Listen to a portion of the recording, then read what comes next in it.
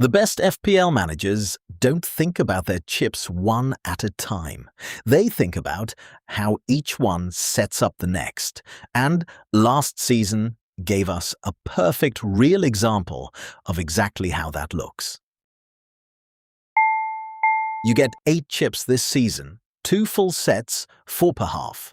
First wildcard, free hit, second wildcard, bench boost, and triple captain, each available once per half. Used in isolation, they're each useful. Used as a sequence where one chip sets up the next, they can define your entire season. Let's walk through what that actually looked like last year. Start with the first wildcard.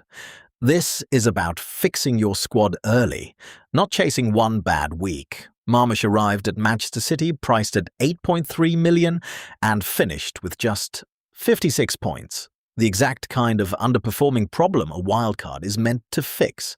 Compare that to Ouattara at Brentford, 136 points of steady, unglamorous consistency, the profile you actually want to build toward. And the trap to avoid. Gameweek 4 saw the single biggest wildcard rush of the entire season. Nearly 1 million activations in 1 week, with Grealish the most transferred in name. He finished with 79 points at 6.3 million. Reacting to one bad week instead of planning is how a wildcard gets wasted before the season's even properly started. Now fast forward to the middle of the season, and this is where the chips start working together. Gameweek 31 was the biggest blank game week of the entire year, over 1.3 million free hit activations, the lowest scoring ceiling of any week all season. Beto at Everton was that week's unlikely top scorer, 16 points at just 5.1 million, found only because managers used their free hit to hunt for whoever actually had a fixture. That's not the end of the story. Gameweek 33, 2 weeks later, was the exact opposite. The highest average score of the season, the single highest individual score recorded all year. Bruno Fernandes was the most captained player that week, finishing the season with 235 points and 24 assists. Managers who used a second wildcard to prepare in advance walked into that week with a squad built specifically to exploit it. Here's where the sequence pays off, or where it falls apart. If your second wildcard built a squad with genuine bench depth, Gameweek 33 is also exactly when you'd want your bench boost. Mukiel at Sunderland delivered 151 points across the season at just 4.6 million, over 30 points per million spent, the kind of bench player worth having active on a huge week.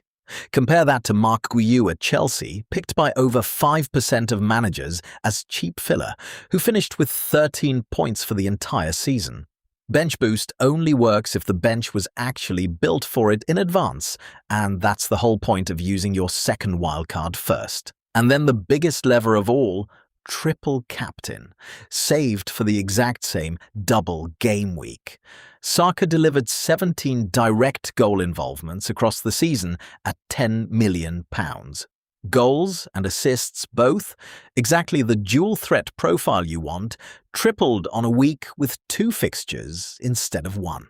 Compare that to Isak, priced at 10.3 million with a reputation to match, who finished with just 41 points total. The lesson threads through every chip in this sequence. It's never about the biggest name.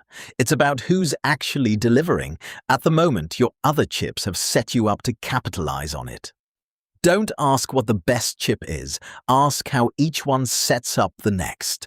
First wildcard to fix your squad, free. A hit to survive the blank. Second wildcard to prepare for the double. Bench boost and triple captain to cash it in. Follow this series on FPL360.com. Links in the comments.